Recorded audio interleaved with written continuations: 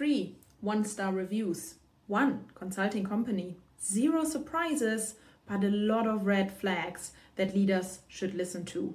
Hey, I'm Maike Imberg, workplace culture and inclusion consultant. And on this channel, we talk real work, about culture, about leadership. We're going to uncover the hidden truths of Glassdoor reviews left by employees. Today in the second episode, we're going to look at a mid-size global consulting company, and we're going to look at 3 employee reviews that were left within the last 3 months. So fairly recently. So let's dive right in. The first review has the title, Needs Better Leadership. And that's really reflected in both the pros and the cons. So the positive experiences for this person were that there are amazing leaders that care about the work and the people and really are what is right with this world. Now this is very common because any toxic workplace will have fantastic people, and those stand out even more because they get the basics right, they get the human skills right. However, the cons of this review are exactly the opposite. There are more terrible partners than there are great ones. They take no accountability, blame whoever they can, and are highly insensitive. Let's unpick this a little bit. So, more terrible partners than there are great ones. This person intentionally chose the word terrible, not bad. That says a lot, right? They take no accountability, blame whoever they can, and are also highly sensitive. We often talk about soft skills, but I think we really need to move away from that because what we're talking about is human skills, people skills. Taking accountability for your actions, for your words. That is like a basic for senior leaders and for any line managers, really. But what we often find is that managers, especially when they become a first-time line manager, they don't actually get sufficient training. Blaming other people, that's bad enough, even if you're an employee with no management responsibilities. But if you're a leader, that creates a very toxic work environment where people do not feel safe to speak up. And being highly sensitive. Now, what this could mean is that a leader is not able to take feedback themselves or even suggestions. This sounds like a little bit of undermining behavior again, which we alluded to in episode 1. Now, here's also some advice to the leadership. Not every partner needs to be a people leader. Some should just manage client relationship and sell. I agree with that. I learned very early on in my career that every good leader tends to be a good manager, but not every good manager tends to be a good leader. Now let's look at the second 1-star review that somebody else left. The title here is Terrible Culture, Values and Integrity. That sounds awful. That does not sound like the workplace where I'd want to be. Now the pros here say high salary and that's it. And I think that does reflect the pressure that we see in consulting companies, right? Because it's often project-based, there are bonuses. So depending on who you're working with on those projects, that absolutely affects the culture and therefore your mental health and your experience of the workplace. Now the cons list on this particular review is very long, so I'm going to pick out a couple of highlights. Well, lowlights really. There's no guidance, mentorship or camaraderie or even an attempt at it. Everyone is looking out for themselves and their bottom line. Now this pretty much reflects the first review in terms of partners have their objectives, likely linked to some big bonuses. So of course they're going to have to look out for themselves.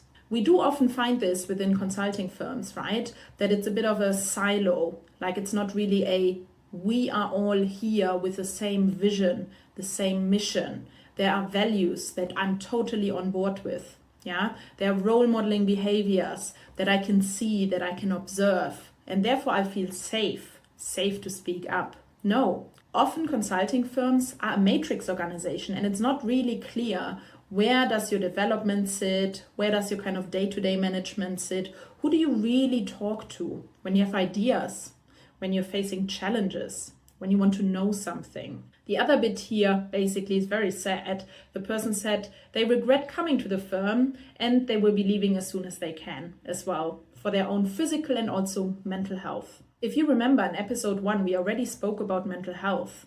This once again highlights how detrimental toxic workplaces can be for the mental health of our talent. The advice to leadership here is very clear. Look after your employees, not just your bottom line all the time. This again reflects the culture within consultancies, but also other commission-based jobs, right? So if you're in a commission-based job, some of this might actually sound familiar to you, because it's even harder for organizations to keep up with the good, inclusive culture. Guess what inclusion is about? Performance. We want everybody to be able to perform at their best, whatever that might mean to them. And in this culture, that's not possible. Now, believe it or not, the third review was only given 2 days ago, and it says horrible company. That's the title. The only pro really is the competitive salary, and yes, that some projects were interesting.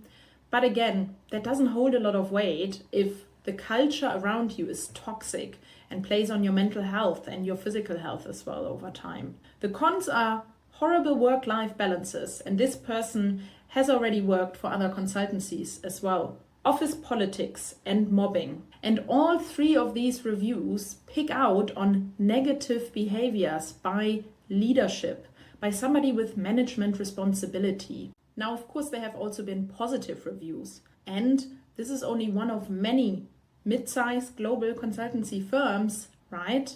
But I believe that we need to shine a light on all the negatives, because they really uncover the hidden truths that we need to know about. Now, if I was a CEO of any size company in any industry across any markets, globally, locally, whatever, I would not want a single person with management responsibilities, a leader in my organization, to engage in mobbing, to engage in any toxic behaviors like blaming others, not holding yourself accountable for your actions, for what you say. I need my leadership to role model. I need my leadership team to set the tone, to engage in inclusive behaviors that bring out the best in people. Because again, inclusion is about making sure that everybody can perform at their best, and that we're going to remove the barriers that hinder people from doing so. Looking at these three reviews, a negative, exclusive, toxic culture, guess what? That's a really big barrier, and you could be doing so much better. Now, I hope that makes clear why I'm so keen to focus on the negative. The positive is great. Keep that going. It's fantastic to hear that there are some really good leaders in this organization. But to have people say there are more terrible leaders than there are good people, I think that says a lot, right? So if any of this speaks to you and your day-to-day experiences, there are a couple of things you can do. Firstly, look for some allies. Where are your work buddies? Make sure that you organize your one-to-ones with them, your coffee catch-ups basically, and maybe try and do so in a safe, confidential space. Secondly, in an ideal world, your organization will definitely have some mental health support in place for its employees. Now, that might be via an EAP, so an employee assistance program. That might be support lines listed in some sort of policies, maybe the anti-bullying and harassment policy. And if in doubt, you should also be able to go and speak to HR.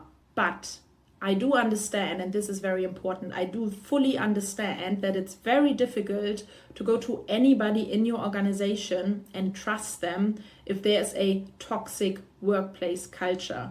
So in that case, I definitely encourage you to reach out to your other networks, your professional networks on LinkedIn. In the worst case, reach out to me and we're going to have a coffee, because sometimes we just need to talk things through. And yes, sadly, workplace culture, we can do as much as we want from the bottom up, but it really needs to come from the top. Yeah. So I'm not surprised to see these reviews, and I'm not surprised that there are many more of them. Now, if you're a leader, if you're somebody with management responsibilities, I definitely encourage you to just reflect on the reviews, because it's important to actually acknowledge and recognize, what do we need to do better? What can we do better to make sure that everybody can perform at their best? Within your decision power, there might be something you can do to improve the situation for everybody.